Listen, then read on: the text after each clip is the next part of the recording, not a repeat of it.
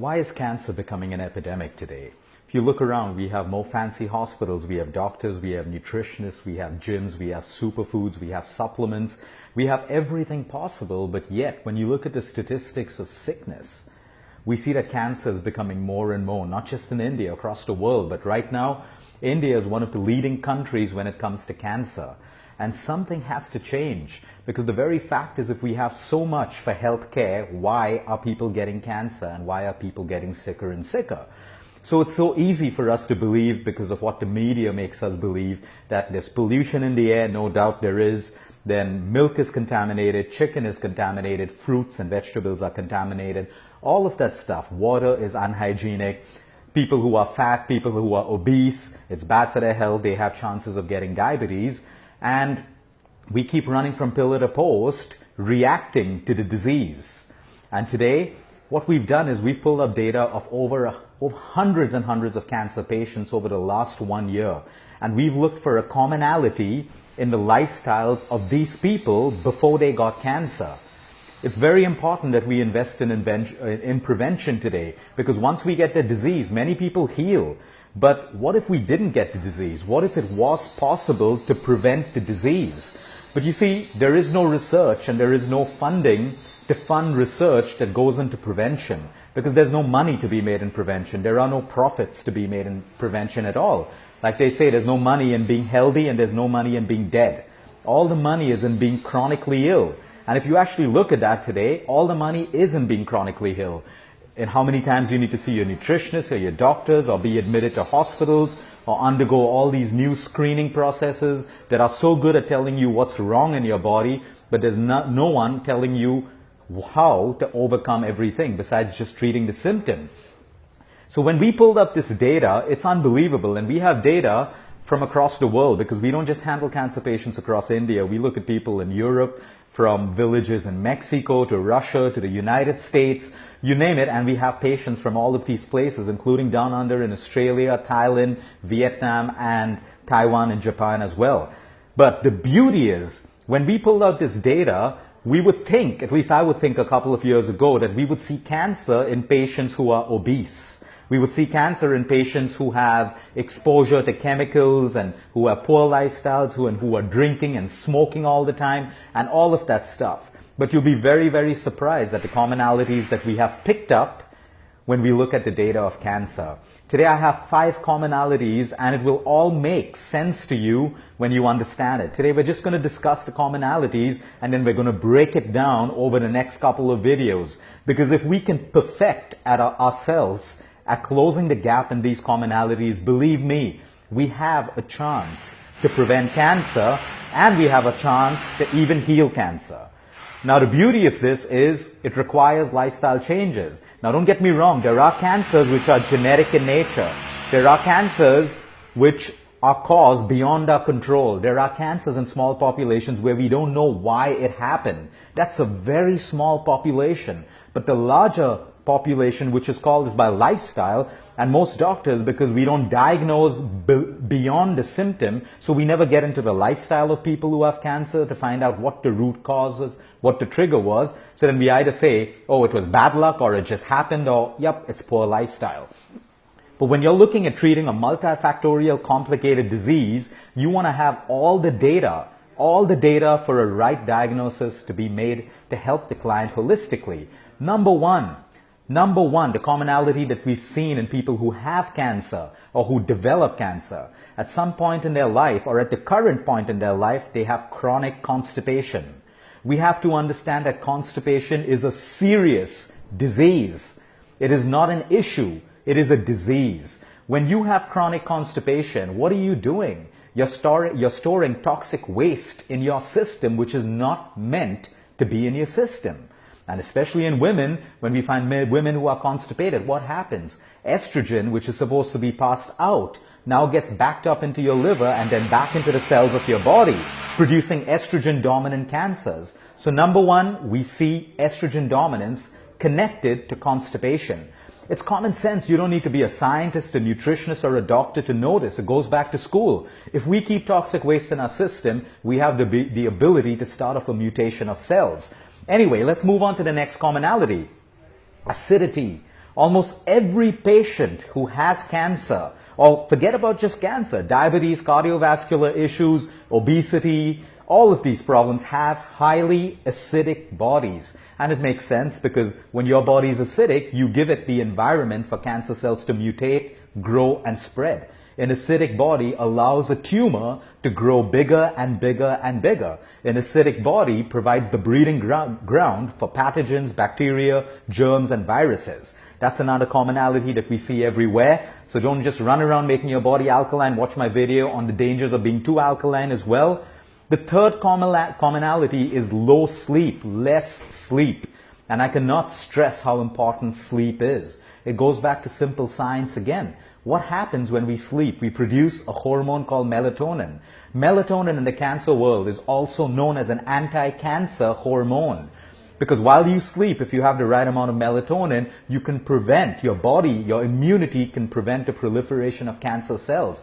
And we see this commonality in sick people, not just people with cancer. People with depression, diabetes, you name the condition, and you can connect it with low sleep over the years. You cannot go against nature. Sleep is built into our bodies as a product of nature. If we don't have the right sleep, we have complications. And that's another commonality we've seen. The fourth one is emotional stress. And you know I'm big on this. I keep telling people the beauty in this data is almost every one of these cancer patients. I asked them one question: what was going on in your life 6 months to a year, maybe even 2 years before the cancer hit you? Because cancer just doesn't grow overnight. It's happening in your body 6 months to a year or maybe more in your body. And I get one answer. Ask everyone, what was going on in your life 6 months to 1 year before you had cancer? And 97% of them can relate to extreme emotional stress. I'm not talking about day-to-day stress. All of us have that. I'm not saying that if I'm stressed today, I'm going to get a cancer tomorrow. I'm talking about chronic emotional stress. And each one of these people could point out that stress factor in their life. Examples: for some of them it was a divorce. For some of them it was the loss of a loved one, the loss of a child, the loss of a parent, where they just can't get over that stress and that stress eats into them. Some of them it was property issues, some of them financial issues, some of them extreme self-esteem, self-confidence issues. It's beautiful, sad, but beautiful when you see that connection of emotional stress and triggers to the cause of disease. And no matter what anyone says in the medical world about emotional stress, you know it yourself for sure. There's no one investing money in studying this further. And they're not interested. Where's the money if you find that the outcome of this research is true, that emotions have an impact on your disease? There's no money to be made by anyone, which is why the things that really work in this world will never be researched. There will be no government funding, there will be no private funding for things like this, unless you find someone who's willing to put that kind of money without expecting it back, without expecting profits. And then, but you have enough of people probably watching this video right now in the world who will state that when they changed their emotions, their cancer went away. When they changed their emotions, they got stronger and they healed their diabetes, their arthritis, whatever disease it is. These are the four main commonalities that we've seen in almost every cancer case in the last 1 year, and on almost every cancer case that I see every single day. Now, the beauty of that is I've broken these points up into something else: a sedentary lifestyle. Because what happens when you have a sedentary lifestyle? When you have a sedentary lifestyle, you put on the wrong weight, you get acidic, you get constipated. When you're sedentary, you're obviously not motivated to move, which means you have some sort of emotional stress. So you see a connection between a sedentary lifestyle and the four commonalities. Low water intake. I can't tell you how many people, at least 95% of the people I see every single day, should never have required a consultation or should never have fallen sick if they had only taken care of their water intake. There are people having 2 to 3 glasses of water for the last couple of years. Without water, you have low immunity. Without water, you have acidity. Without water, you're constipated. Without water, your brain can't think and function the right way, which means you lose control of your thoughts and emotions, and you're less powerful to handle the day-to-day stress that hits you. So again, you see the connection between low water intake and all the four commonalities. The fear and the ability for people to manifest the disease. I come across so many people who say, I don't want to get cancer. I'm so scared of getting cancer. I'm so scared of getting diabetes. I'm so scared of getting diseases. And again, in our diagnosis, we found that the very same people who have this intense fear manifest the disease. You are what you think. No matter what anyone tells you, if you think you're fat, you will be fat. You will look fat, even though people say you are not fat. If you think you're sick, you will be sick. Your thoughts become who you are. It's as simple as that. I give everyone the simple test every time. Be angry right now. Be angry. Can you be angry? No, you cannot be angry. But now, have an angry thought and you will feel anger. If I tell you to be happy right now, can you just be happy right now? No. You need a happy thought to make you happy, to make you feel happy. Every thought manifests into something in the human body. And it's true. Again, the diagnosis of so many patients, we see anger over the years. We see irritability. We see resentment. We see unforgiveness. We see jealousy. We see rigidity in thought processes. We see OCD properties at a very strong levels in all of these cases of cancer. Why? Because all of these emotions cause emotional stress. Emotional stress causes acidity, causes constipation, causes every commonality that we've discussed. So you see that connection again. The connection of food. When people start eating more raw food and less cooked food, they have the ability to boost their immunity. There's such a big connection between your nutrition and your food. But it is wrong for us today to say that only obese people would get cancer. Because I have thin people, I have obese people. I have people with six packs, I have people with size 0 figures who get cancers as well. So you see, it's not just about weight. I know people who are obese and they have clean medical records.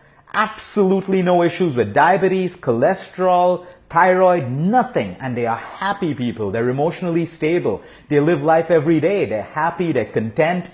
And I see thin people who have great bodies and they have every possible medical ailment in their parameters wrong.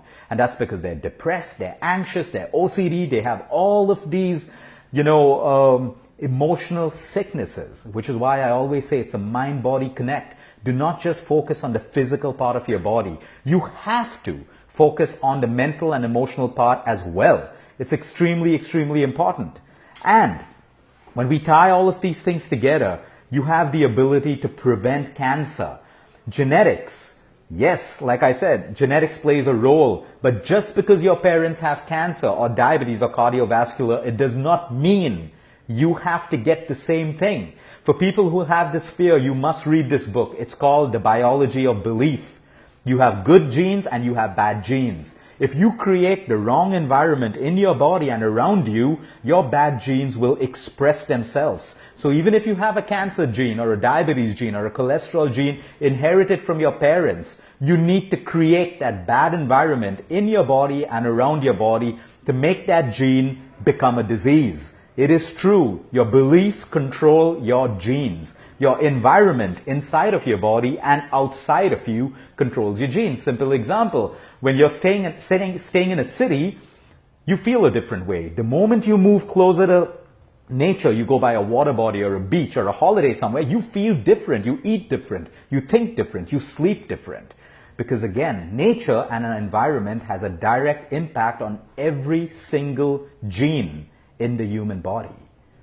So now we can keep running around looking for superfoods and all of these things. There are people who recover without spending any money on superfoods. There are people who recover from cancer without doing anything.